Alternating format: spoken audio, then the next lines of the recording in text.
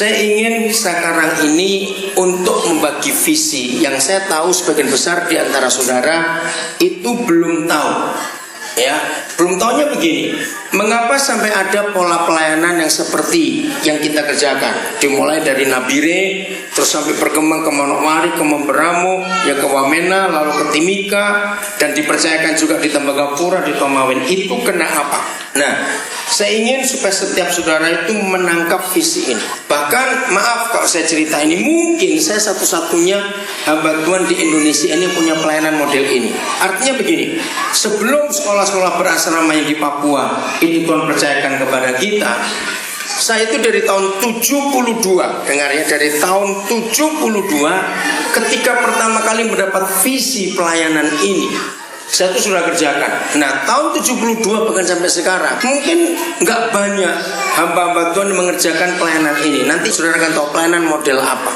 Yaitu bukan membuat gedung gereja, bukan buat ibadah, tidak.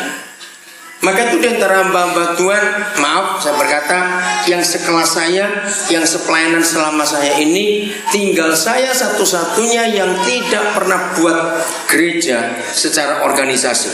Kenapa? Padahal waktu tahun 72 itu kami bersama-sama mulai itu kira-kira ada 26 orang. Ada yang sudah meninggal 3 orang. Nah, yang lain semuanya jadi gembala, buka gereja. Tinggal saya yang sisa.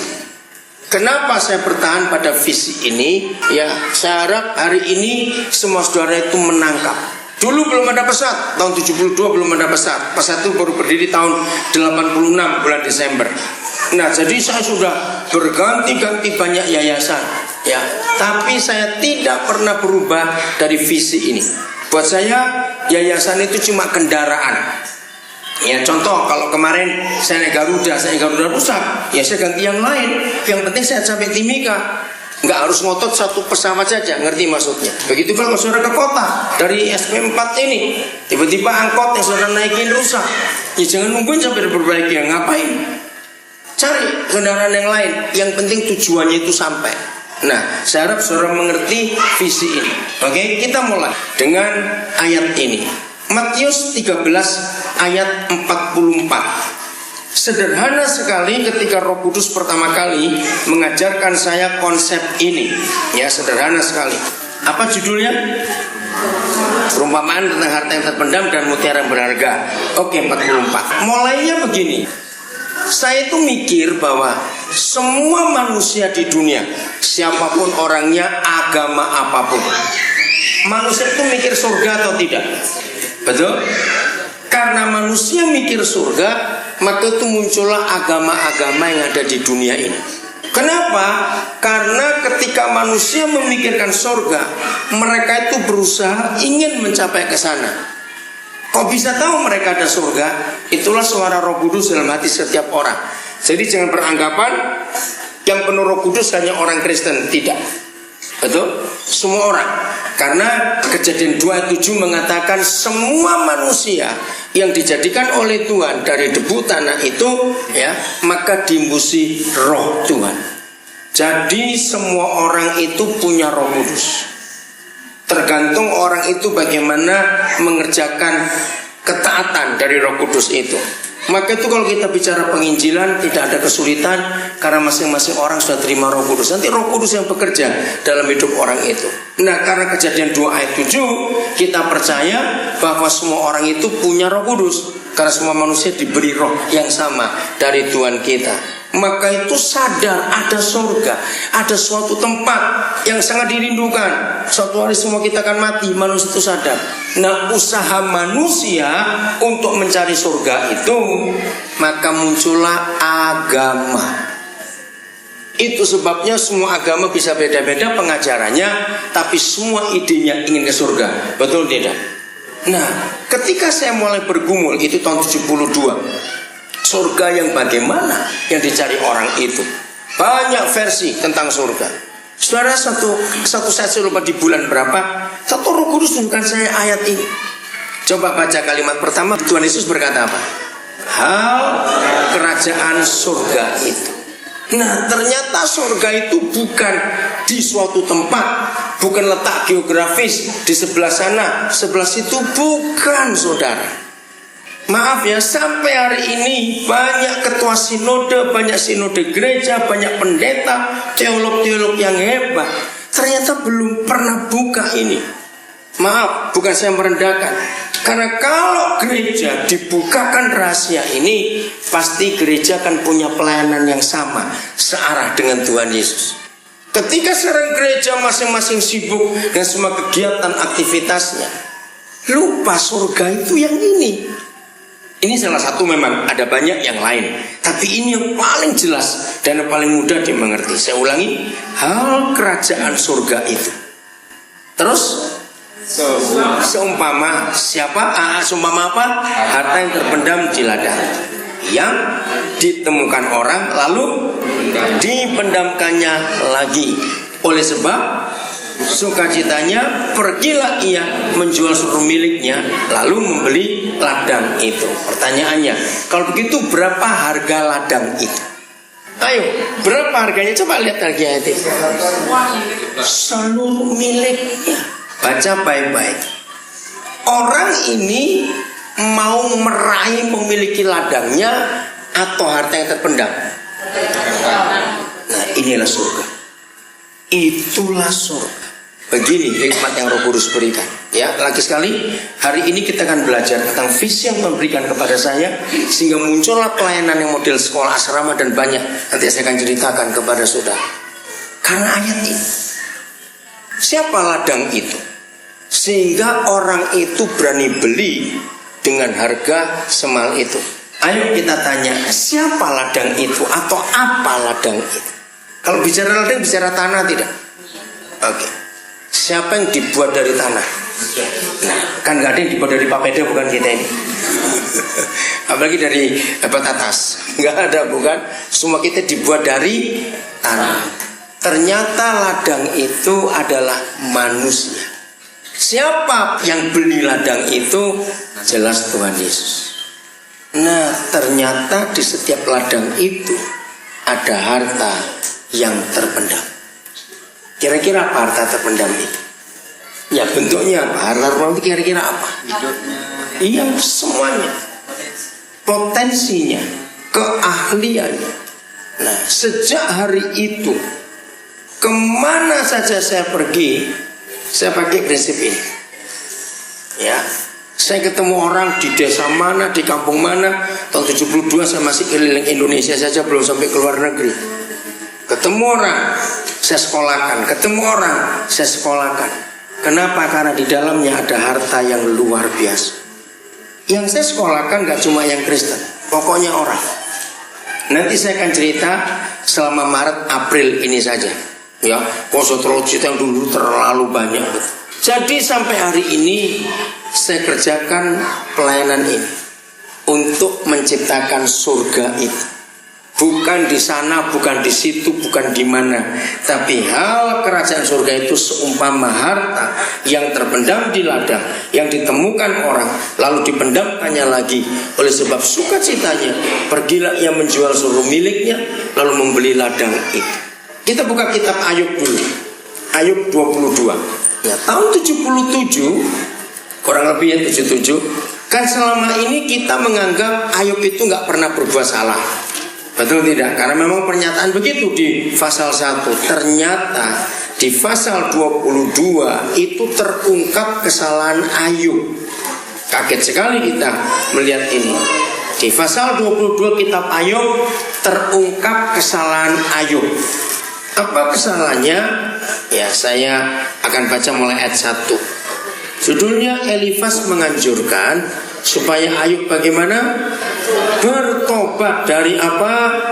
Dosa yang besar. Nah, kan kaget. Ternyata Ayub itu punya salah. Salahnya sebetulnya sederhana, tapi ini fatal akibatnya. Maka Elifas orang Teman menjawab, apakah manusia berguna bagi Tuhan? Tidak. Orang yang berakal budi hanya berguna bagi dirinya sendiri. Apakah ada manfaatnya bagi yang Maha Kuasa kalau engkau benar, atau keuntungannya kalau engkau hidup saleh? Ya, maksudnya itu seringkali manusia itu menyuap Tuhan dengan kesalehannya, dengan rasa benar. Itu maksudnya ayat 3. Jangan menyuap Tuhan dengan hidup agamawi kita. Saya ulangi lagi, jangan menyuap Tuhan dengan hidup agamawi kita. Apakah karena takutmu akan Tuhan maka engkau dihukumnya dan dibawanya ke pengadilan? Jadi kan Ayub seperti diadili, dihukum. Apakah karena salehnya dia hidup agamawinya? Bukankah, ini ayat 5, bukankah kejahatanmu besar dan kesalahanmu tidak berkesudahan? Mengapa Ayub ditegur? Ini kesalahannya.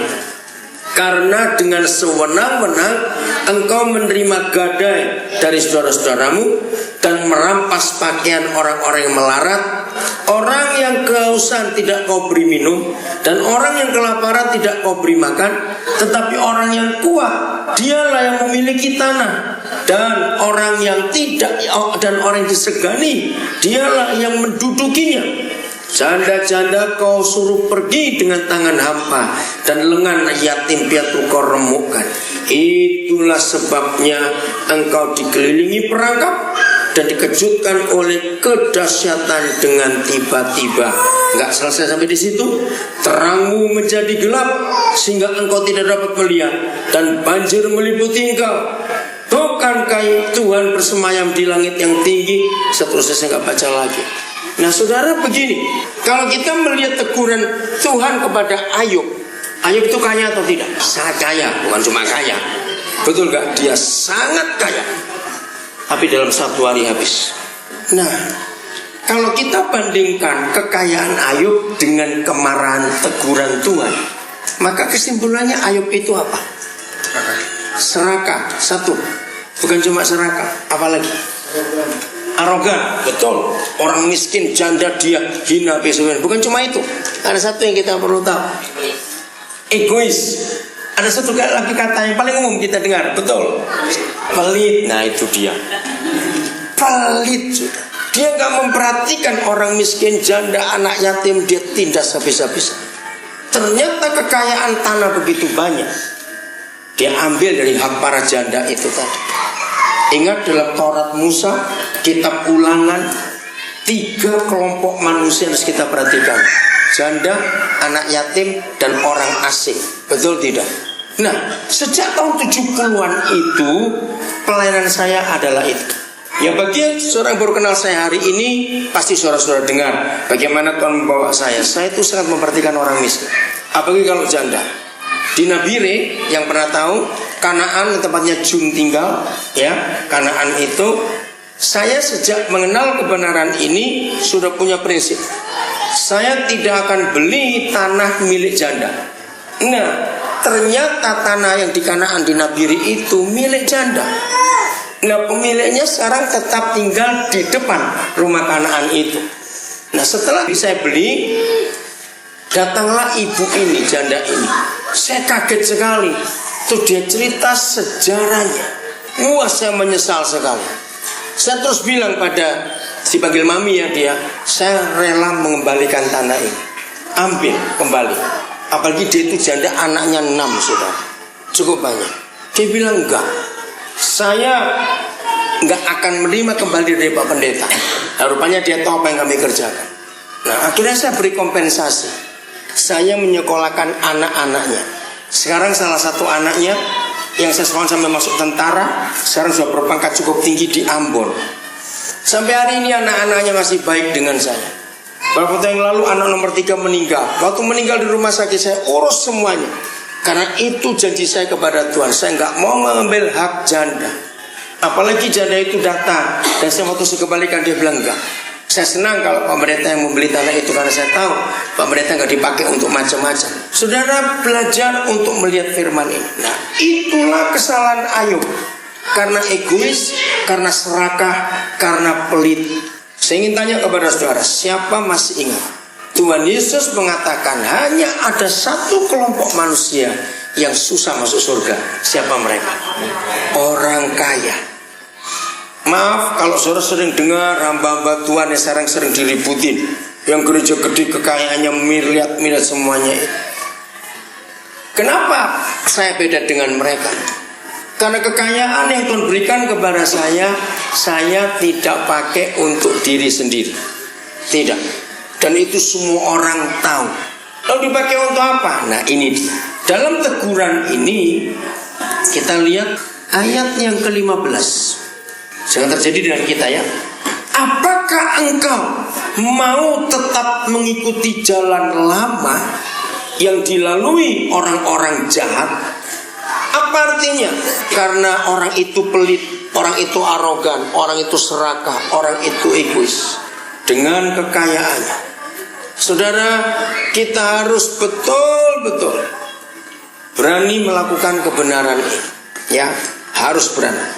Seperti sebagian besar saudara tahu, saya itu dengan uang, saya nggak pernah cinta uang.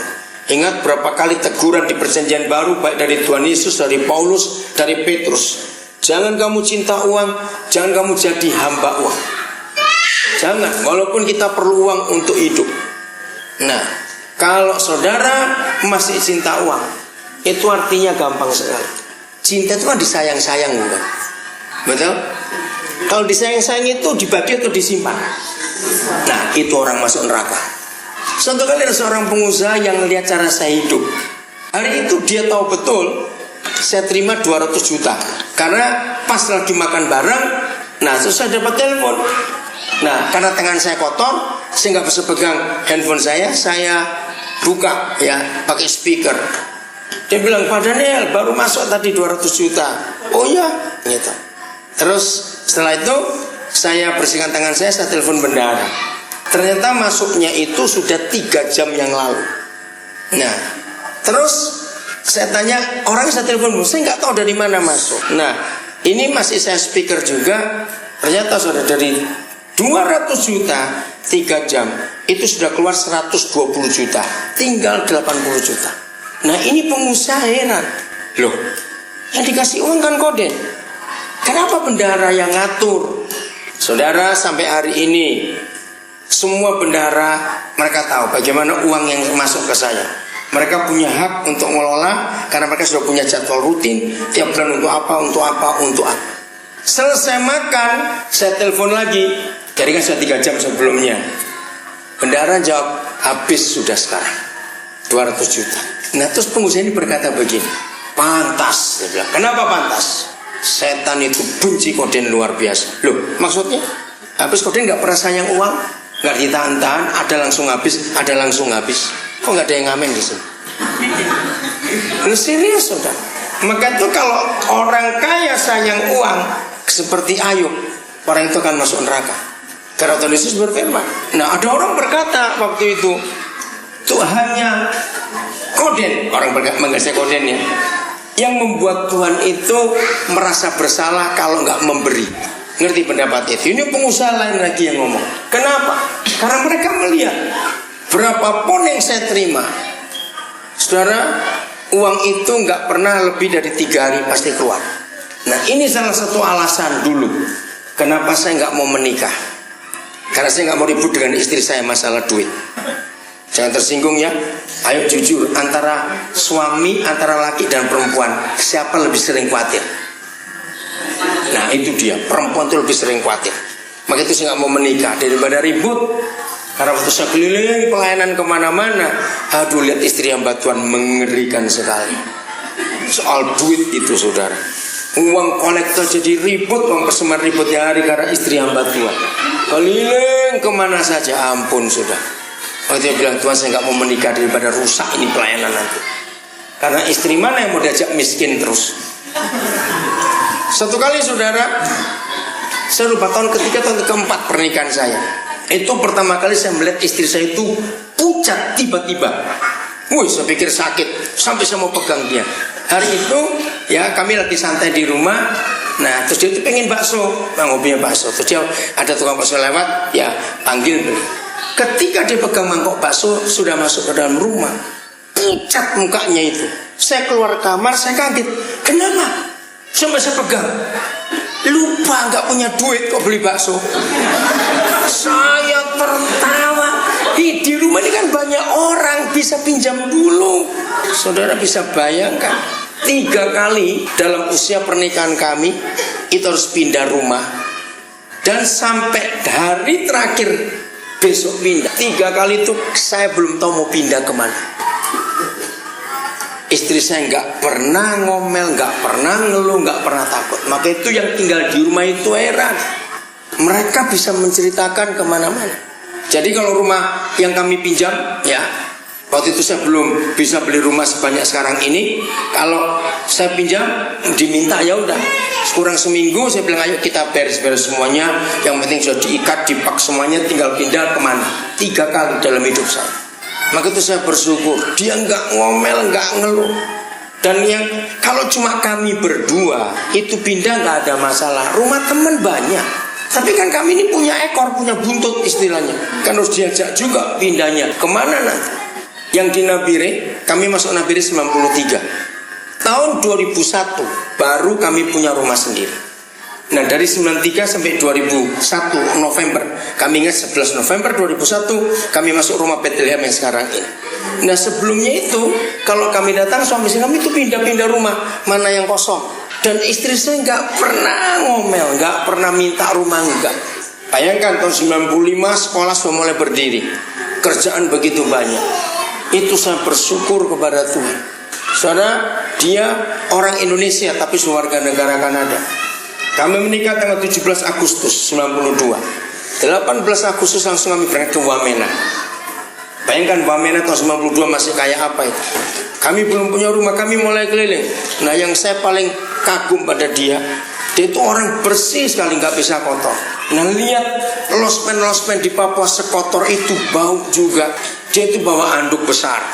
Ya jadi kalau tidur cuma meringkuk di seputar anduk itu saja. Dan nggak ngomel. Yang ngomel teman-teman saya. Dia bilang kamu menikah 17, 18 berangkat ke Wamena lagi. Enggak kemana, itu sudah janji saya kepada dia. Kalau memang mau menikah dengan saya harus ikut. Dan di Papua. Nah seperti saudara tahu sekarang dia jauh lebih betah di Papua daripada saya karena saya keliling terus. Dia lebih menikmati hidup di Papua ini. Dia nggak betah di Jakarta, dia nggak betah di Surabaya. Maka itu dua rumah di Surabaya sekarang bukan kami ninggali. Orang-orang banyak ninggali rumah itu. Jadi lucu kalau kami pulang Surabaya, kami numpangnya di rumah orang lain karena nggak ada tempat. Orang itu tertawa, kamu itu punya rumah tapi kok tempat orang lain habis, rumah sudah dipakai orang segitu banyak. Saudara, Tuhan itu luar biasa. Kenapa saya hidup seperti itu? Nanti saya tunjukkan. 99% ya, semua berkat yang Tuhan berikan kepada saya itu keluar. Sebelum saya menikah saya bilang pada istri saya, pendapatan kita nanti dari 2 hal. Saya bilang pada dia, 1 hasil persembahan kalau pelayanan. Nah itu yang kita pakai. Ya, kedua itu bonus. Jadi saya beritahu dia, banyak orang walaupun kita nggak lagi melayani tapi orang memberi. Nah seperti itu. Nah saya bilang pada dia, yang bonus itu nggak boleh dipakai. Dia nggak ngerti berapa banyak bonusnya. Nah saudara, setelah masuk tahun keempat kami menikah, istri saya tuh bilang, dia itu orang bank, jadi rapi soal pembukuan, rapi sekali. Maka itu udah di 8 bendahara saya ini punya 8 bendahara. Ya, pasti hitungan terakhir istri saya yang melihat, dia nggak mau pegang uang, cuma meriksa saja. Kalau soal angka cepat sekali. Nah saya ini nggak ngerti betul soal angka itu. Anda masuk tahun keempat dia bilang begini, tahu nggak yang kita pakai berdua ya dari hasil persembahan itu saja itu nggak sampai 2%. Jadi cuma 1, sekian persen. Saudara, kami itu nggak pelit. Kami juga tidak hemat. Seperti yang saudara tahu, saya nggak menaik hidup hemat. Tapi kami ini bisa berkata cukup. Beda nggak? Loh, saya tanya beda tidak? Saya ini bersama istri bisa berkata cukup untuk hidup. Apalagi sering diundang orang untuk makan. Jadi untuk belanja itu jarang sekali. Nah juga pakaian-pakaian. Ya, orang berkata kamu tuh sering keluar negeri. Kenapa pakaian nggak pernah ganti batik aja? Ya, maka itu kan di luar negeri ada batik. Jadi kalau saya keluar negeri saya pun nggak bisa belanja macam-macam untuk apa. Nah saya juga punya istri, walaupun dia lama di luar negeri, tapi dia tidak hidup mewah. Satu kali saya ribut dengan dia, itu ribut besar. Gara-gara tiap kali ada pertemuan hamba Tuhan, dia tuh nggak mau ikut. Pertama ikut. Nah akhirnya saya tuh jengkel. Karena kan kalau saya datang ke pertemuan para pendeta itu kan mereka tanya mana ibu. Nah saya tuh nggak tahu ditanya begitu. Akhirnya saya bilang lain kali kamu ikut, nggak mau, wah ribut. Saya bersalah betul setelah saya tahu alasannya. Dia bilang begini, saya nggak tahan kalau kumpul dengan istri-istri hamba Tuhan dari gereja-gereja besar itu. Kenapa nggak tahan? Yang mereka omongi cuma barang-barang, tasmu beli di mana, buatan mana, sepatunya, apa itu perhiasannya, semuanya itu. Terus dandanannya. Saudara tahu bukan, istri saya sederhana sekali. Dia itu ke salon itu belum tentu 2 tahun sekali. Terakhir ke salon itu ya waktu ada syukuran 40 tahun pelayanan saya, itu aja ke salon Agustus yang lalu. Itu sudah berapa tahun dia nggak pernah ke salon. Maka itu yang belum menikah, belajarlah seperti saya. Carilah istri yang bisa diajak miskin, engkau panjang umur nanti. Lihat itu baik-baik. Lo serius saudara. Iya. Dia itu kalau dikasih perhiasan oleh orang, kan banyak orang yang mengasihi kami, dia tolak. Dia bilang lebih baik rupakan uang saja, saya kasih untuk anak-anak nanti. Maka itu nggak ada perhiasan, dia nggak mau. Arloji aja nggak mau pakai. Satu-satunya perhiasannya adalah cincin kawin. Dah cuma itu, yang lain tidak. Maka itu saya bersyukur kepada Tuhan. Dia itu nggak suka minyak wangi, nggak suka sama sekali. Jadi hidup kami sangat diberkati. Maka itu setan itu jengkel lihat kami karena kami nggak pernah sayang uang. Kan Yesus berkata uang itu setan, bukan? Nah bagi yang suka sayang setan, kok nggak pernah bagi setan begitu, disimpan, disayang-sayang terus. Bayangkan, saya itu nggak pernah punya saldo. Mungkin satu-satunya hamba Tuhan ya, atau orang saya nggak tahu yang lain, yang tidak pernah takut ATM-nya diketahui orang lain. Mungkin saya, ya. Jadi ratusan orang yang tahu ATM saya dan hafal PIN-nya. Karena PIN saya itu tanggal lahir, semuanya sama PIN itu. Nah, salah satu, ada 2 alasan. Satu, mengapa saya nggak takut ATM saya diketahui orang, jumlah orang nggak takut? Karena saya ingin terbuka. Maka itu semua anggota tim dalam pelayanan di Nabire, ya di Manowari, mana mereka tahu berapa uang saya di bank, mereka punya hak.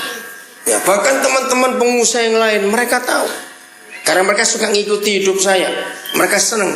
Justru kalau saya ke Jakarta, ke Surabaya, ada pengusaha, kalau begitu mereka tahu saya ke ATM pasti ikut.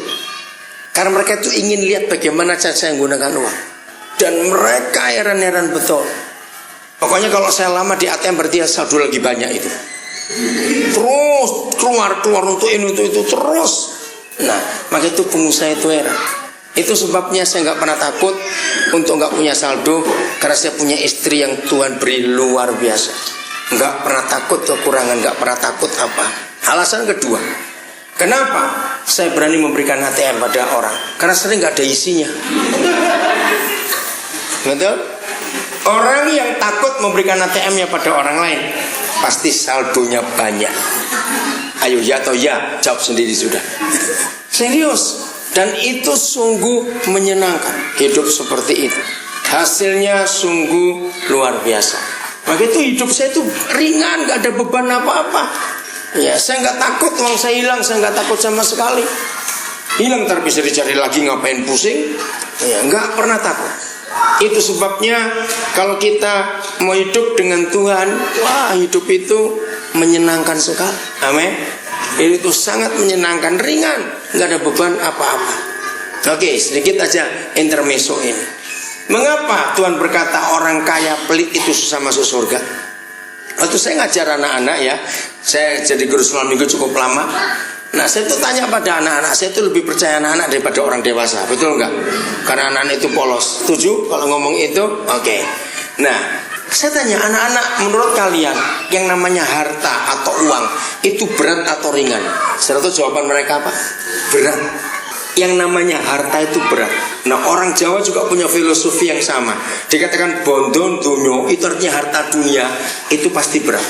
Nah, itu alasan pertama kenapa orang kaya yang pelit itu susah masuk surga. Termasuk pendeta kaya pelit pun akan susah masuk surga. Karena ketika waktunya Tuhan ambil dia, keberatan Tuhan.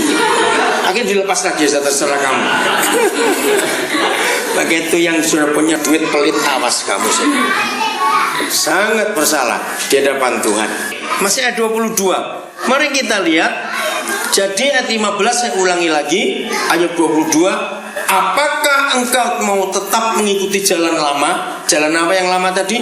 Arogan, egois, pelit, tamak itu tadi, yang dilalui orang-orang jahat. Ya, jangan sampai melalui jalan lama. Mereka yang telah direnggut sebelum saatnya, yang alasnya dihanyutkan sungai. Ya, terus ayat yang ke-21.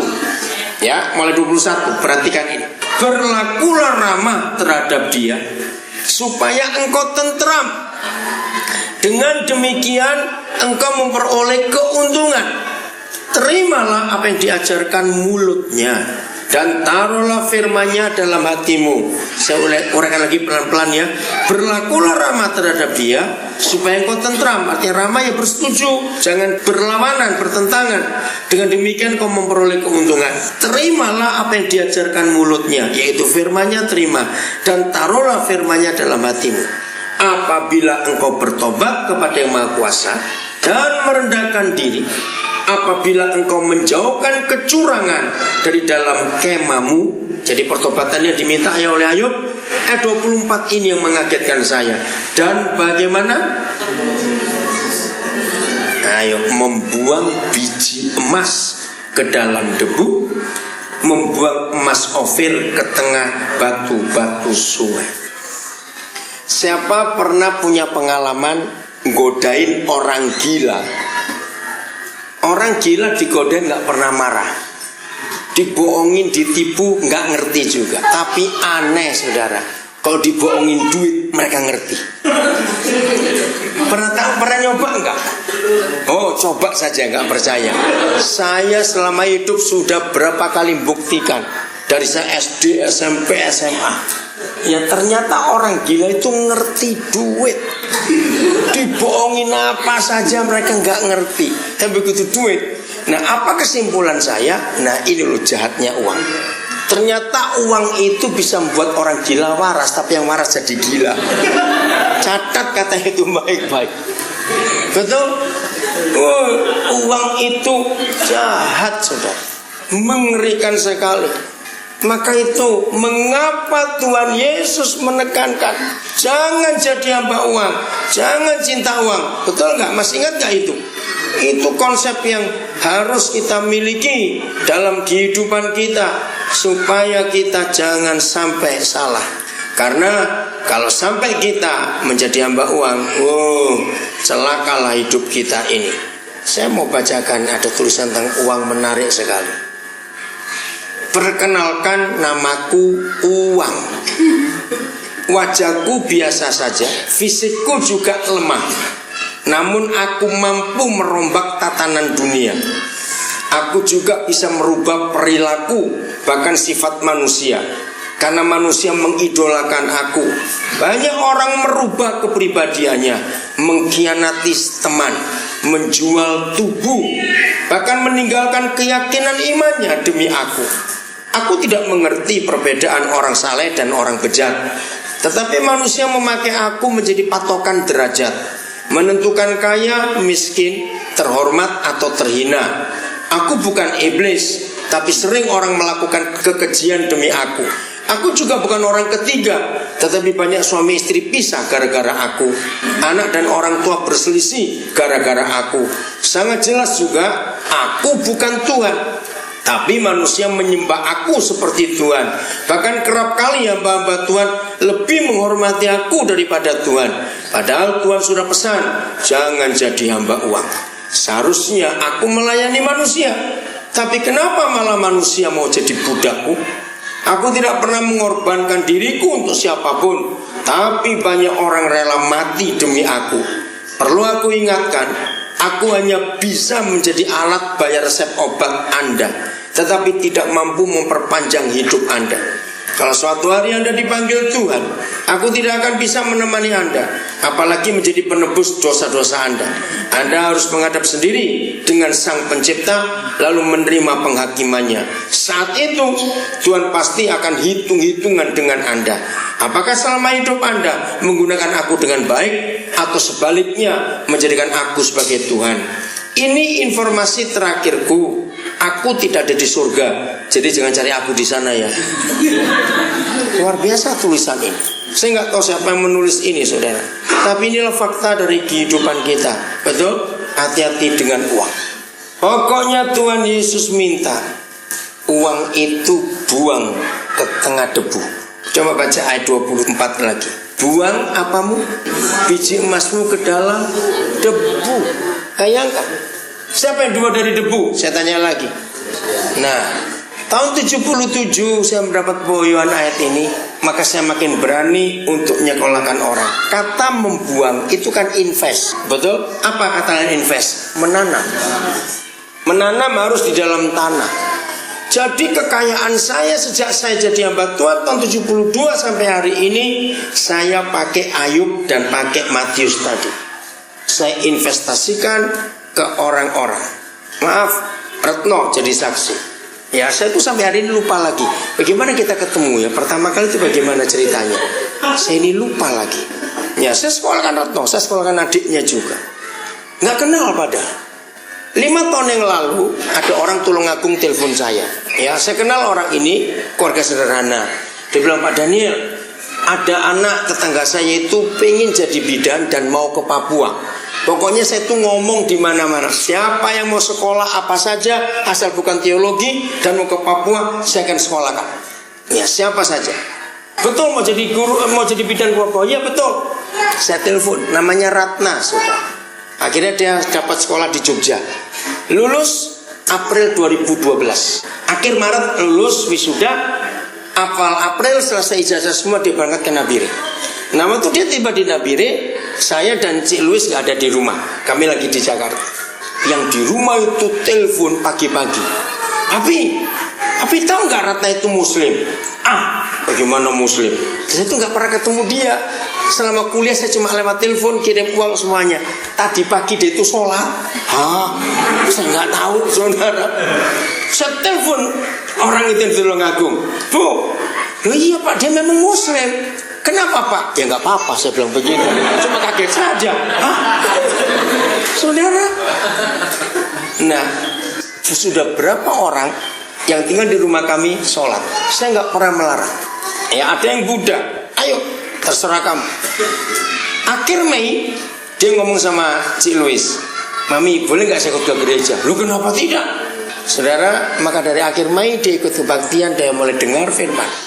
Saya gak pernah, semua anggota tim sudah tahu, tidak pernah mempengaruhi orang untuk pindah agamanya. Terserah urusan masing-masing. Nah sejak akhir Mei dia dengar firman. Tanggal 23 Juni saya baptis 4 orang yang bukan Kristen. 3 itu hasil penginjilan saya. Yang 1 itu pembantunya Dokter Aan di Nabire. Ya, Dokter Aan akhirnya diinjili terima Yesus. Nah Ratna ini dengar kalau saya mau baptis. Dia bilang, Papi boleh gak saya ikut? Boleh, asal kamu sudah siap. Nah terus dilayani lagi. Akhirnya dia dibaptis. Ya itu salah satu contoh. Akhirnya Ratna tahu surga itu apa. Betul enggak? Hal kerajaan surga itu seumpama. Ternyata dalam hidupnya, saudara, sekarang Ratna jadi bidan yang terkenal di Nabi. Banyak ibu-ibu yang mereka cari dia karena Tuhan sudah mulai pakai dia baru. Belum setahun kok. Ya ini setahun karena kalau dia ini April, dia bertiba April baru setahun. Dia sudah menolong kelahiran cukup banyak. Nah sekarang aktif pelayanan bersama anak-anak juga. Nah itulah surga. Dalam dirinya ada harta terpendam. Maka itu kita perlu menggali itu. Perlu menggali apa yang Tuhan mau kerjakan. Saya yang Excel gak datang.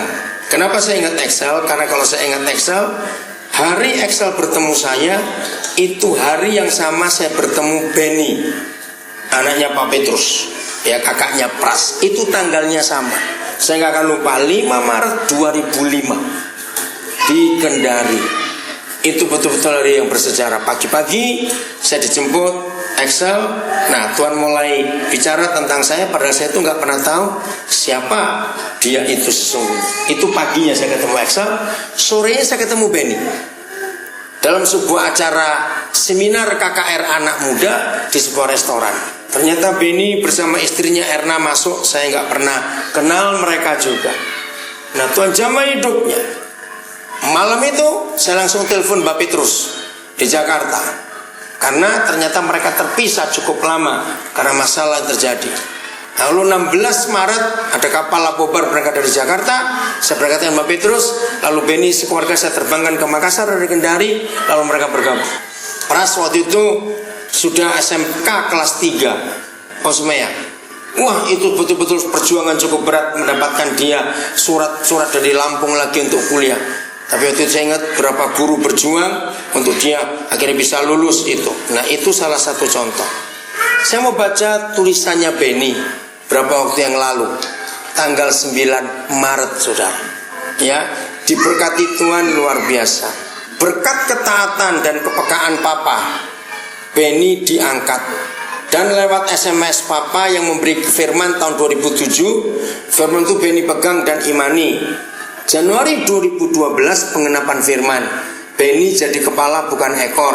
Dan hari ini Sabtu 9 Maret 2013, berkat dukungan doa Papa, Beni bisa beli mobil Toyota Altis. Terima kasih Pak, terima kasih Yesus. Beni terharu.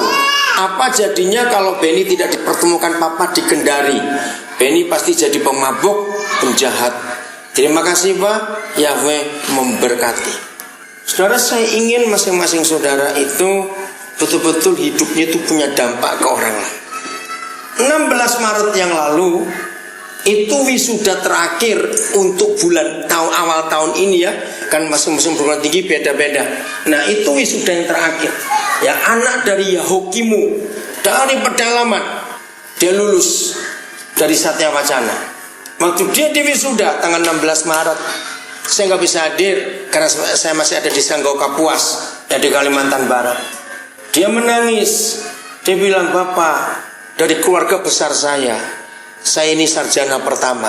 Saya nggak tahu apa jadinya kalau saya nggak ketemu Bapak. Sekarang dia sudah gabung dengan tim kita di Manokwari untuk ngajar di sana, ngajar PPKN.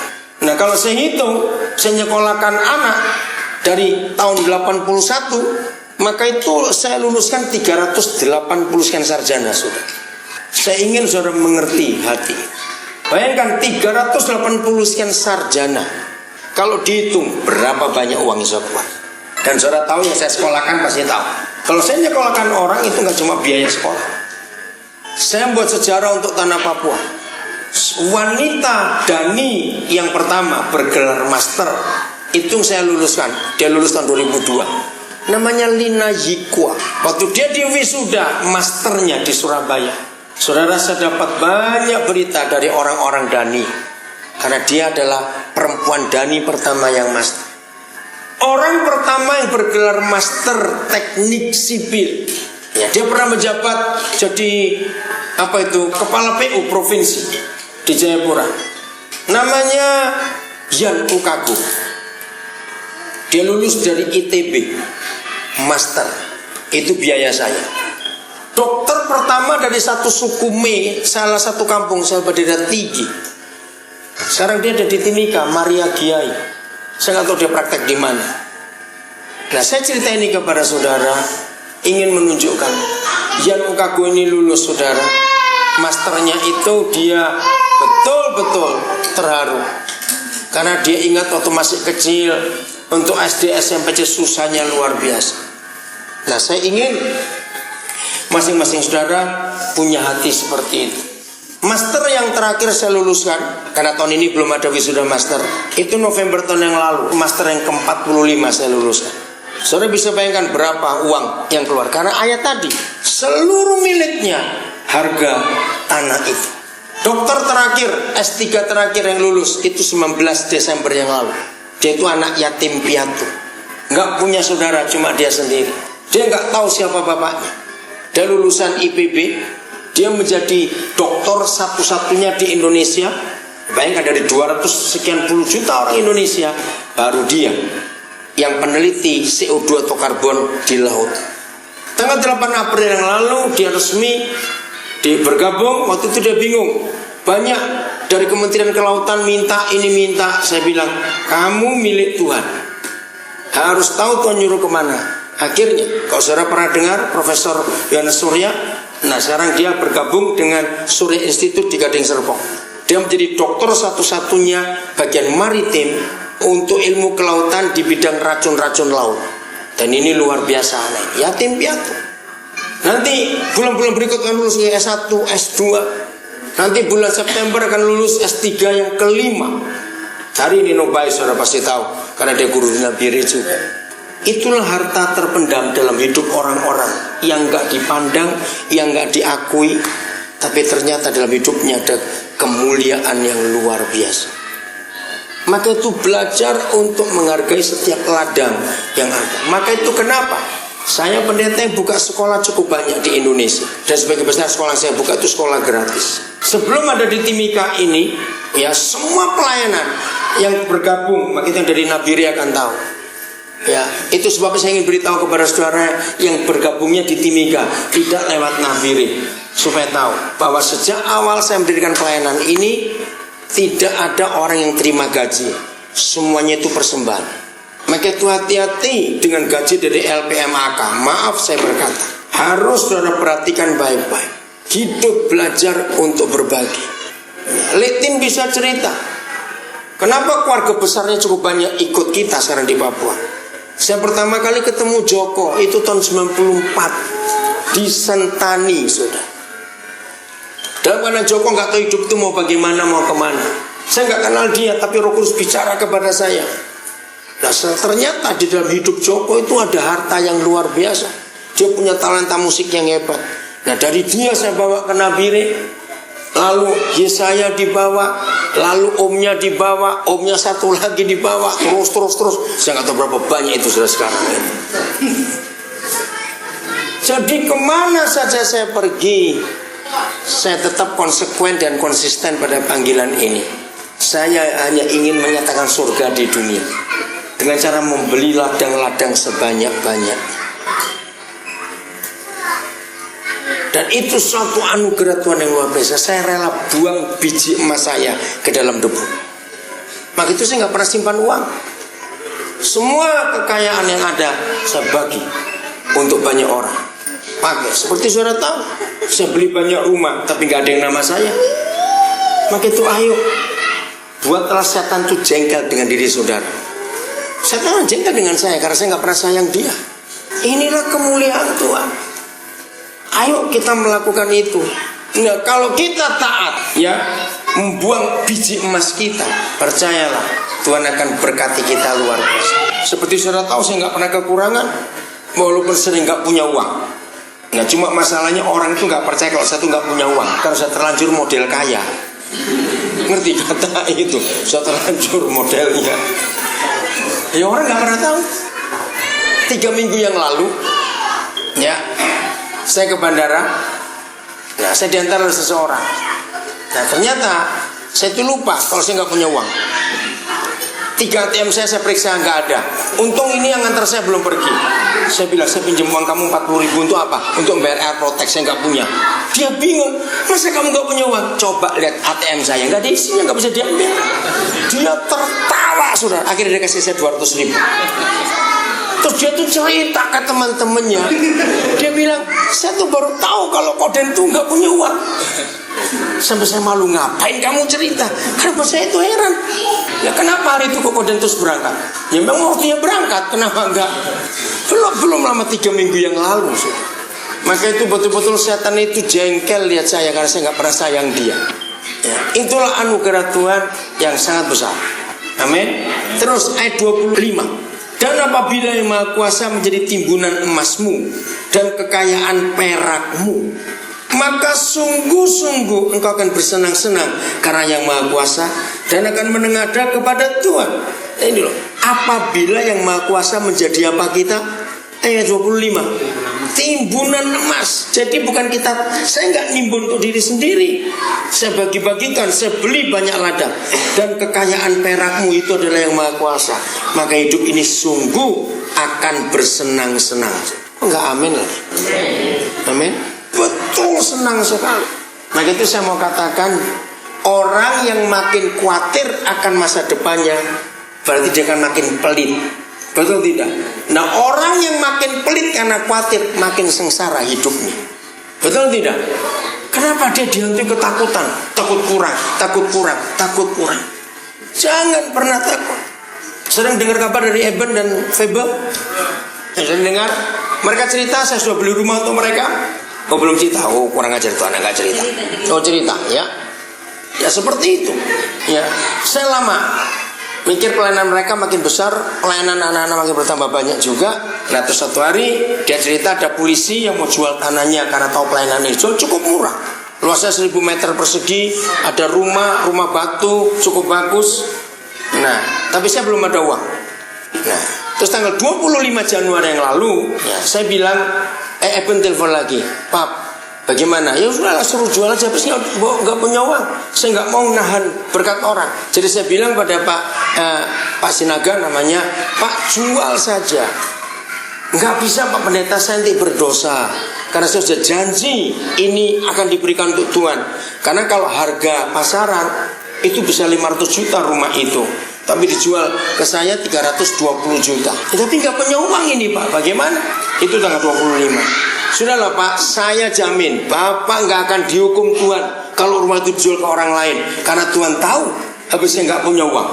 Ya itu kan nggak salah. Ya udah.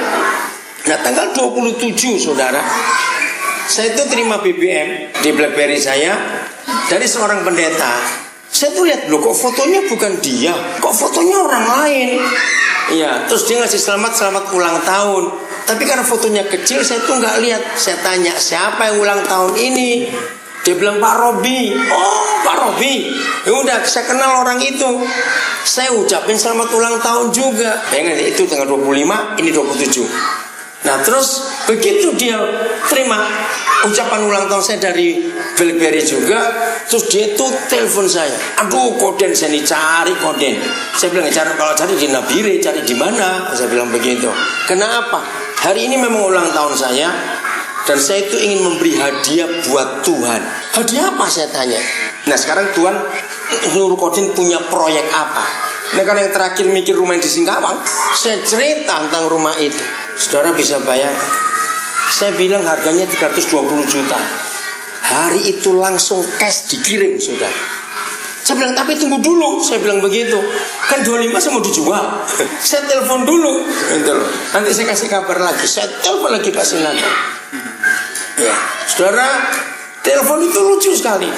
Suaranya itu beda. Saya bingung, kenapa beda? Terus jadi saya bingung, dia juga bingung. Saya bingung, sudah laku. Nah dia bingung, apa sudah ada duit? Kan jadi lucu dua orang ini. Aduh kami tertawa betul. Saudara, begitu saya dengar rumah itu belum laku, terus saya bilang, puji Tuhan Pak, ada duit hari ini. Wah dia berteriak, Tuhan terima kasih aku gak jadi berdosa. Dia bilang begitu. Dia rasa salah. Hebat Tuhan itu saudara. Langsung beres semuanya.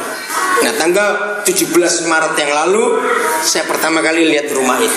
Ya jadi lunasnya 27 Januari. Terus saya baru lihat itu. Ini sampai sekarang masih belum pindah karena orangnya belum selesai bangun rumah itu. Saya bilang gak apa-apa, tempat itu. Nanti ya saya ingin saudara hidup permainkan uang.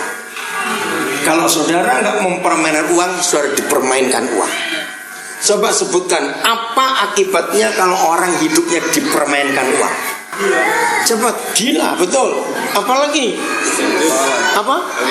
Nggak bisa tidur. Apalagi pusing. Apalagi goblok saudara. Dia jadi jahat. Betul nggak? Kalau uang yang ngatur orang itu jadi jahat.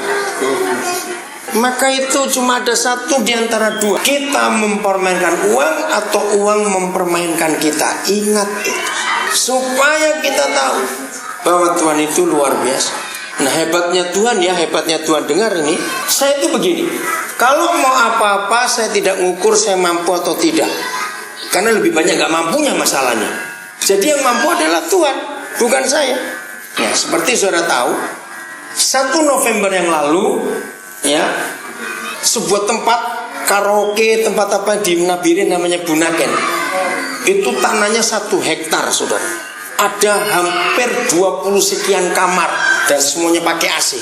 Nah di Nabire ada 2 karaoke yang cukup terkenal ya, mau membeli tempat itu. Mereka 2 berebutan. Kenapa? Karena ada perda baru di Nabire bahwa yang ada karaoke malam itu nggak boleh di tengah kota, harus di pinggir. Nah Bunaken ini agak di pinggir ke arah sama Busa sana. Tapi pemiliknya itu mau jual 1 miliar lebih murah dari harga tawaran 2 klub itu. Bayangkan, kenapa Pesat harus beli? Walaupun murah tapi 3,5 miliar, uang dari mana? Tapi memang murah kalau dipikir begitu. Nah, ini pemiliknya itu nawarkan ke Pak Edo itu selama 9 bulan. Terus datang, yang memang nggak punya uang. Nah, pemilik ini juga takut karena ada 2 karyawannya, 1 Muslim, 1 Kristen, yang mimpi. Nah, gara-gara mimpinya 2 orang itu, pemiliknya ini takut. Padahal yang lain mau beli lebih mahal. Enggak, saya takut Tuhan. Nah, yang Islam tuh mimpinya lucu. Padahal antara yang satu dengan yang satu nggak pernah saling cerita. Pokoknya di tempat itu jadi terang. Kok ada ibadah? Ini Muslim ini. Wah, ini pemiliknya langsung kaget. Nah, sudah begitu ya udah. Pokoknya saya bilang kalau ini dari Tuhan, saya akan tunggu mujizat. Bagaimana Tuhan mencukupi. Nah, Pesat punya tanah di Sentani, cukup besar, ya, pas di dekat bandara. Itu saya beli beberapa tahun yang lalu, tapi nggak bisa bangun karena itu nanti untuk pelayanan ke Memberamu, jadi untuk training guru semuanya, karena belum punya uang. Nah, akhirnya ada pengusaha dari Surabaya yang selalu nunjang pelayanan Pesat. Mereka tuh kan memperbesar yang dari Memberamu. Nah, seharusnya kan mereka berhak untuk pakai tanah itu karena itu milik Pesat. Saya sudah serahkan, pakai aja tanah itu. Karena kamu tuh akan bangun training apa semuanya untuk Memberamu. Enggak, saya akan beli tanah itu. Lucu nih orang. Dan belinya saya nggak nawarkan harga, dia nawar sendiri. Saya kasih 1 miliar. Wow, begitu dengar 1 miliar, nah saya berani ambil yang gunakan itu jadi uang mukanya. Kalau nggak ada uang itu saya nggak berani ambil. Nah, saya ingin saudara tahu cara saya hidup dengan uang. Kalau saudara dengar ini kan saya mempermainkan uang, bukan? Seputar-putar biar dia bingung sendiri. Tahu rasa kamu. Nah, saudara, begitu sudah deal, sudah ke notaris semuanya, walaupun sampai sekarang masih nyicil. Bayangkan sudah lebih murah 1 miliar dicicil lagi. Karena dia takut Tuhan, cuma itu aja modalnya. Nah, itu rumah kan besar sekali, bangunan besar juga, siapa yang ngurus? Nah, maka itu berapa pengusaha di Nabire itu bingung. Koden ini beli rumah tapi nggak ditempati, terus bingung siapa suruh nempati. Nah, 1 November seluruh rumah itu kosong karena pemiliknya balik ke Manado. Nah, tanggal 28 Oktobernya baru Pak Edo dapat hikmat. Ya, siapa nempati rumah segede itu 1 hektar itu loh. Walaupun tim kita di Nabire banyak, tapi kan masing-masing sudah punya tugas. Apa yang Tuhan berikan hikmat pada Pak Edo. Saudara kita dari Aras Tamar kan gak punya tempat untuk kuliah. Akhirnya tanggal 29 Oktober seluruh tim Aras Tamar pindah ke situ sampai hari ini, saudara. Mereka yang ngatur, mereka bersihkan semuanya.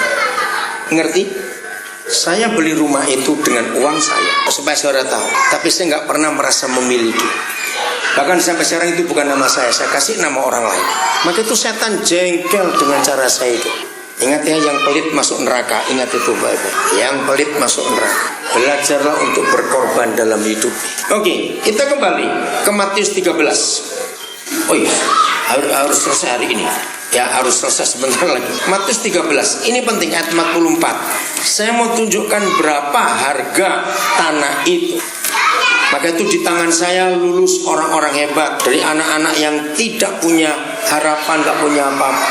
Ya, banyak sekali dokter-dokter yang saya luluskan, master semuanya itu. Pergilah ia menjual seluruh miliknya dan membeli ladang itu. Nah, sampai suatu hari saya tuh tunggu ilustrasinya. Kapan saya bisa mengerti kata seluruh miliknya? Suatu hari saya baca buku tentang orang yang hobinya beli batu-batu yang unik dan mahal-mahal. Dia itu keliling dunia pokoknya mau cari batu. Suatu hari dia dapat ada kabar ada batu di India yang katanya batu ini langka. Dia datang dan dia lihat batu ini luar biasa. Terus dia tawar pada pemiliknya. Pemiliknya pun tahu ini orang hebat. Cara ngomong soal batu penuh pengertian. Dia bilang, seluruh hartamu milikmu harga batu ini. Orang ini tersinggung. Kamu kira aku gak bisa bayar? Aku ini orang kaya, aku ini begini. Bukan gak bisa bayar, aku percaya kamu bisa. Cuma harganya itu gak ada angkanya. Pokoknya seluruh milikmu. Maksudnya apa? Termasuk rumahku? Iya. Tapi gimana istriku nanti kalau rumahku dijual? Oh, kamu punya istri? Iya, jual istrimu, ini harganya juga. Hah? Lah anakku 3 bagaimana? Oh, kamu punya anak. Nah, jual juga anakmu, ini harta, beli batu ini. Enggak bisa, karena anakku sudah punya calon mau menikah. Oh, kamu mau punya mantu, jual mantu-mantumu bersama mertuanya semua. Jual ini. Terus dikejar pabriknya semua. Kesimpulan saudara, orang ini bisa beli tidak? Nah, itu kebenaran. Ternyata tidak ada orang berani memberi seluruh miliknya. Maaf, saya bersyukur karena saya nggak merasa punya apa-apa dalam hidup. Saya kalau suruh beri, saya beri sampai habis. Saya nggak pernah takut kurang, itu urusan nanti. Kalau hari ini ada, saya kasih. Maka itu kalau saudara lihat hidup saya seperti ini, saya bersuka cita, saya bahagia. Betul, saya nggak pernah khawatir soal uang. Seluruh miliknya saya korbankan. Maka itu tidak ada pendeta atau gereja di Indonesia yang punya pelayanan seperti yang kita kerjakan bersama-sama.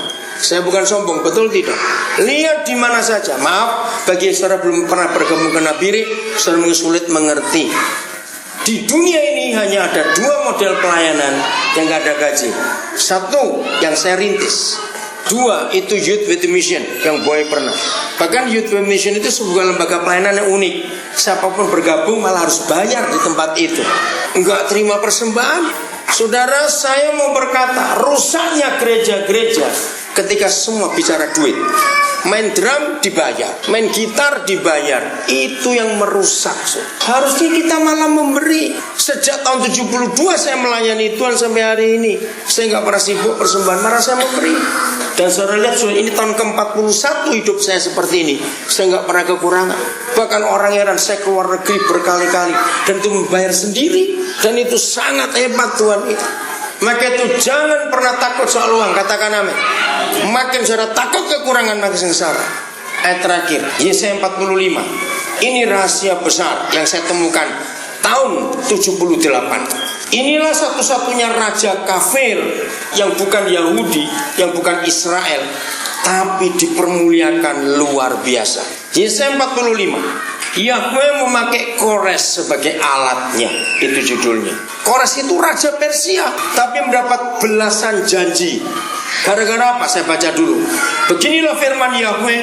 Inilah firmanku kepada orang yang kuurapi, kepada Kores yang tangan kanannya kupegang, supaya aku menundukkan bangsa-bangsa di depannya. Yang keempat, melucuti raja-raja. Yang kelima, supaya aku membuka pintu-pintu di depannya. Yang keenam, supaya pintu-pintu gerbang tidak tinggal tertutup. Yang ketujuh, aku sendiri hendak berjalan di depanmu. 8, hendak meratakan gunung-gunung. 9, hendak memecahkan pintu-pintu tembaga. 10, hendak mematahkan palang-palang besi. 11, aku akan memberikan kepadamu harta benda yang terpendam. Yang 12, harta kekayaan yang tersembunyi, supaya engkau tahu bahwa akulah Yahweh Tuhan Israel yang memanggil engkau dengan namaku. Oleh karena hambaku Yakub dan Israel pilihanku, maka aku memanggil engkau dengan namamu, menggelari engkau. Hitung lagi seberapa itu. Sekalipun engkau tidak mengenal aku. Nah, ini yang gila. Tidak mengenal Tuhan, tapi Tuhan bisa angkat setinggi ini. Apa rahasianya? Kita lihat Yesaya 44 ayat 28. Jadi sambung ini saudara. Yesaya 44 ayat 28. Akulah yang berkata tentang Kores. Siapa dia? Gembalanya siapa? Daud saja nggak pernah dikatakan gembalanya Tuhan.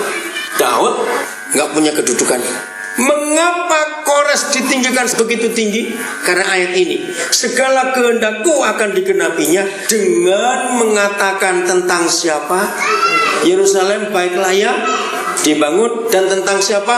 Bait suci baiklah ya diletakkan dasarnya. Saudara, maaf ya, saya pernah diskusi dengan teolog-teolog, pendeta-pendeta yang hebat. Bingung, nggak ngerti ayat ini. Saya bilang pada mereka, Kores raja kafir yang tidak pernah kenal Yahweh Tuhan bisa diberi janji sampai belasan seperti itu. Alasannya gara-gara ini loh. Yang punya inisiatif untuk membangun Yerusalem dan punya inisiatif untuk membangun rumah Tuhan. Saya tanya, gampang cara ngerti. Dalam perjanjian baru, siapa yang disebut rumah Tuhan? Manusia. Tidak tahukah kamu bahwa kamu itu rumah Tuhan? Nah, ayat ini yang saya pakai, saya gabungkan dengan Matius 13. Saya itu membangun orang. Maaf, sebelum saya diberi kesempatan beli rumah segitu banyak, ya termasuk di Timika ada, saya nggak sibuk dengan fasilitas. Dari tahun 72 saya bangun orang, saya memberkati orang, pokoknya orang. Nah, Tuhan tahu karena orang yang saya kumpulkan begitu banyak, kan itu perlu tempat tinggal. Nah, mulai dia berikan saya rumah 1, rumah 2, terus begitu sampai hari ini. Ternyata kalau di hidup saudara membangun orang, luar biasa. Itulah Yerusalem, itulah bait suci. Sekarang pilihan ada di tangan saudara. Jangan saudara melayani, maaf, kalau saudara tersinggung berarti saudara orang. Jangan saudara melayani karena duit dalam nama Yesus. Amin. Jangan pernah bertengkar karena uang, saudara. Memalukan sekali. Jangan pernah menuntut kalau jatah saudara dikurangi oleh teman. Kenapa ini lapor ini begitu lapor? Jangan pernah. Taklukkan uang itu, katakan amin. Yang penting anak-anak Papua ini kau bangun hidupnya.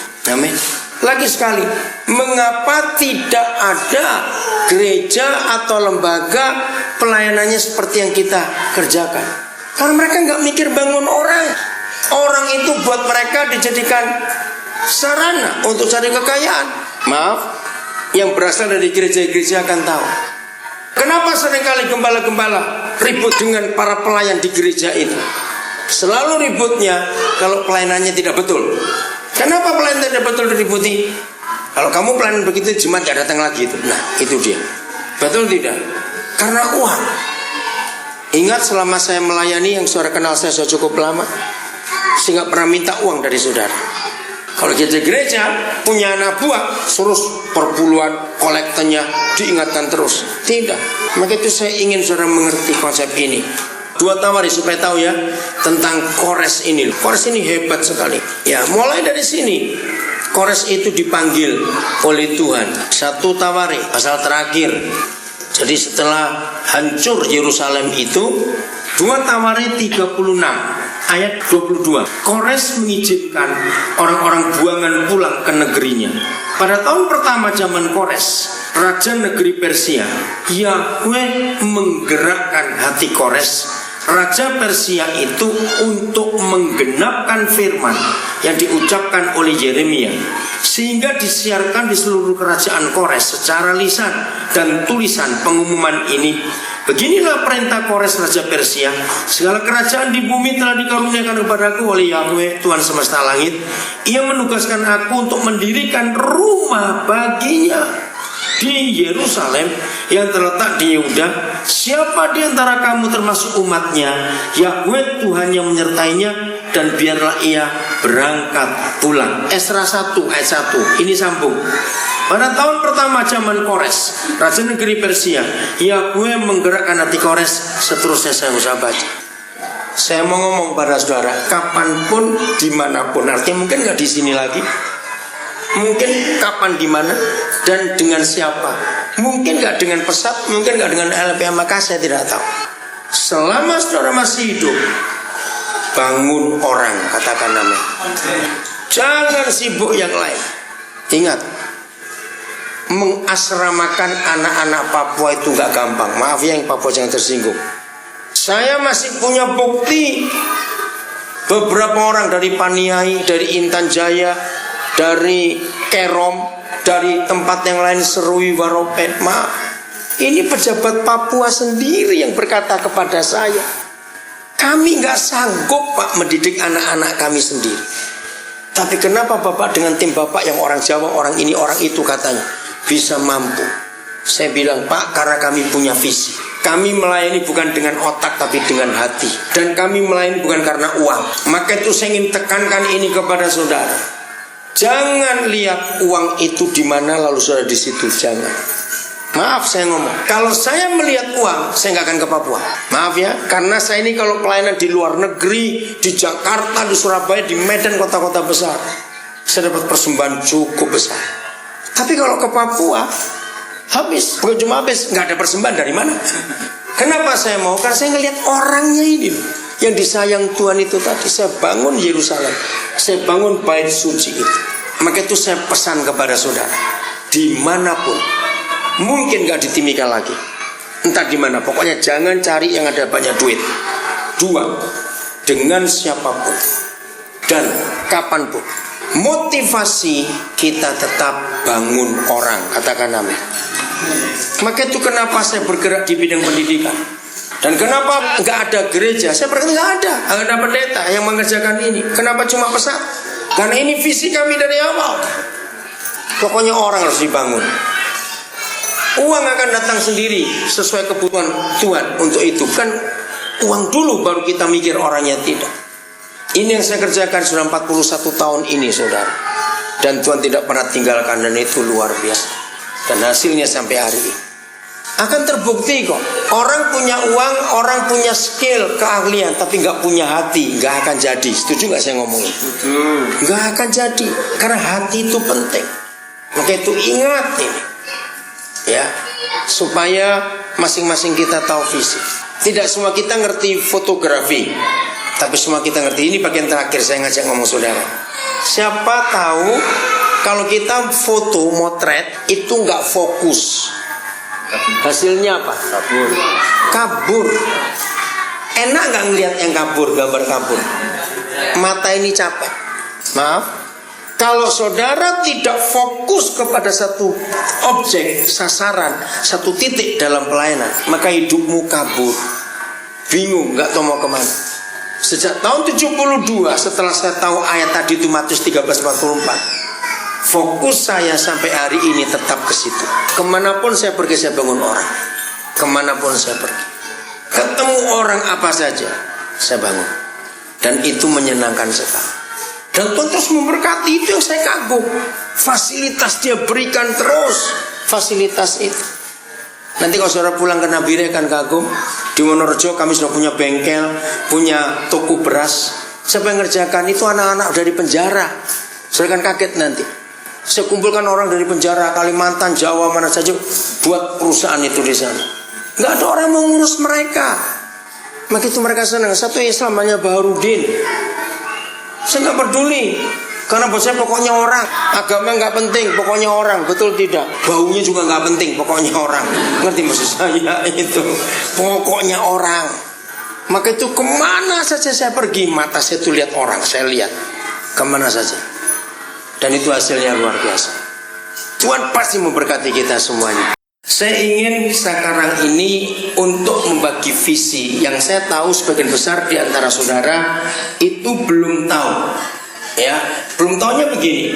Mengapa sampai ada pola pelayanan yang seperti yang kita kerjakan? Dimulai dari Nabire, terus sampai berkembang ke Manokwari, ke Memberamo, ya ke Wamena, lalu ke Timika, dan dipercayakan juga di Tembagapura, di Tomawen. Itu kena apa? Nah, saya ingin supaya setiap saudara itu menangkap visi ini. Bahkan maaf kalau saya cerita ini, mungkin saya satu-satunya hamba Tuhan di Indonesia ini yang punya pelayanan model ini. Artinya begini, sebelum sekolah-sekolah berasrama yang di Papua ini Tuhan percayakan kepada kita, saya itu dari tahun 72, dengar ya, dari tahun 72 ketika pertama kali mendapat visi pelayanan ini, saya itu sudah kerjakan. Nah, tahun 72 bahkan sampai sekarang mungkin nggak banyak hamba-hamba Tuhan yang mengerjakan pelayanan ini. Nanti saudara akan tahu pelayanan model apa.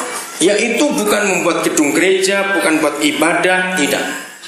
Maka itu di antara hamba-hamba Tuhan, maaf saya berkata, yang sekelas saya, yang sepelayanan selama saya ini, tinggal saya satu-satunya yang tidak pernah buat gereja secara organisasi. Kenapa? Padahal waktu tahun 72 itu kami bersama-sama mulai itu kira-kira ada 26 orang. Ada yang sudah meninggal 3 orang. Nah yang lain semuanya jadi gembala, buka gereja. Tinggal saya yang sisa. Kenapa saya bertahan pada visi ini? Ya, saya harap hari ini semua saudara itu menangkap. Dulu belum ada pesat, tahun 72 belum ada pesat. Pesat itu baru berdiri tahun 86 bulan Desember. Nah, jadi saya sudah berganti-ganti banyak yayasan, ya. Tapi saya tidak pernah berubah dari visi ini. Buat saya, yayasan itu cuma kendaraan. Ya, contoh kalau kemarin saya naik Garuda rusak, ya saya ganti yang lain. Yang penting saya sampai Timika.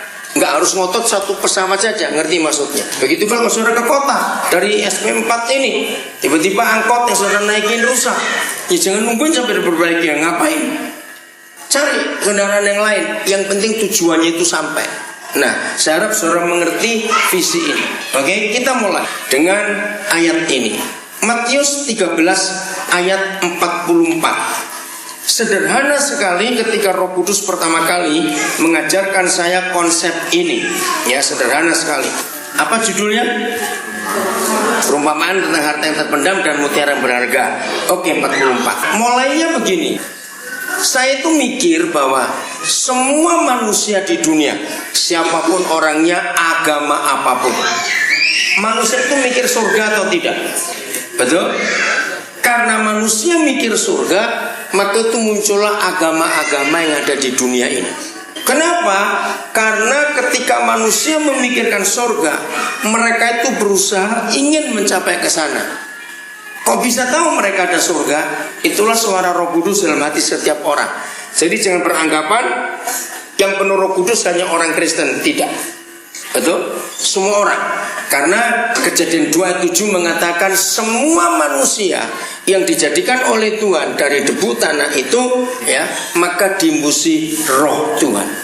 Jadi semua orang itu punya Roh Kudus. Tergantung orang itu bagaimana mengerjakan ketaatan dari Roh Kudus itu. Maka itu kalau kita bicara penginjilan tidak ada kesulitan karena masing-masing orang sudah terima Roh Kudus. Nanti Roh Kudus yang bekerja dalam hidup orang itu. Nah, karena Kejadian 2 ayat 7 kita percaya bahwa semua orang itu punya Roh Kudus. Karena semua manusia diberi roh yang sama dari Tuhan kita. Maka itu sadar ada surga, ada suatu tempat yang sangat dirindukan. Suatu hari semua kita akan mati, manusia itu sadar. Nah, usaha manusia untuk mencari surga itu, maka muncullah agama. Itu sebabnya semua agama bisa beda-beda pengajarannya, tapi semua idenya ingin ke surga. Betul tidak? Nah, ketika saya mulai bergumul, itu tahun 72, surga yang bagaimana yang dicari orang itu. Banyak versi tentang surga. Saudara, satu saya lupa di bulan berapa, satu Roh Kudus tunjukkan saya ayat ini. Coba baca kalimat pertama. Tuhan Yesus berkata apa? Hal kerajaan surga itu. Nah, ternyata surga itu bukan di suatu tempat, bukan letak geografis di sebelah sana, sebelah situ, bukan, saudara. Maaf ya, sampai hari ini banyak ketua sinode, banyak sinode gereja, banyak pendeta, teolog-teolog yang hebat, ternyata belum pernah buka ini. Maaf, bukan saya merendahkan. Karena kalau gereja dibukakan rahasia ini, pasti gereja akan punya pelayanan yang sama, searah dengan Tuhan Yesus. Ketika sekarang gereja masing-masing sibuk dengan semua kegiatan aktivitasnya, lupa surga itu yang ini. Ini salah satu, memang ada banyak yang lain, tapi ini yang paling jelas dan yang paling mudah dimengerti. Saya ulangi, hal kerajaan surga itu. Terus seumpama siapa? Seumpama apa? Harta yang terpendam di ladang, yang ditemukan orang lalu dipendamkannya lagi. Oleh sebab sukacitanya pergilah ia menjual seluruh miliknya lalu membeli ladang itu. Pertanyaannya, kalau begitu berapa harga ladang itu? Ayo, berapa harganya? Coba lihat lagi ayat itu. Seluruh miliknya. Baca baik-baik. Orang ini mau meraih memiliki ladangnya atau harta yang terpendam? Nah, inilah surga. Itulah surga. Begini hikmat yang Roh Kudus berikan. Ya, lagi sekali, hari ini kita akan belajar tentang visi yang Tuhan berikan kepada saya, sehingga muncullah pelayanan yang model sekolah asrama dan banyak. Nanti saya akan ceritakan kepada saudara. Karena ayat ini, siapa ladang itu? Sehingga orang itu berani beli dengan harga semal itu. Ayo kita tanya, siapa ladang itu atau apa ladang itu? Kalau bicara ladang, bicara tanah tidak? Oke. Siapa yang dibuat dari tanah? Nah, kan gak ada yang dibuat dari papeda, bukan kita ini. Apalagi dari petatas, nggak ada, bukan?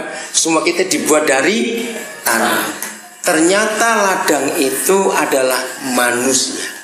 Siapa yang beli ladang itu? Jelas Tuhan Yesus. Nah, ternyata di setiap ladang itu ada harta yang terpendam. Kira-kira apa harta terpendam itu? Ya bentuknya apa? Harta terpendam itu kira-kira apa? Iya, semuanya.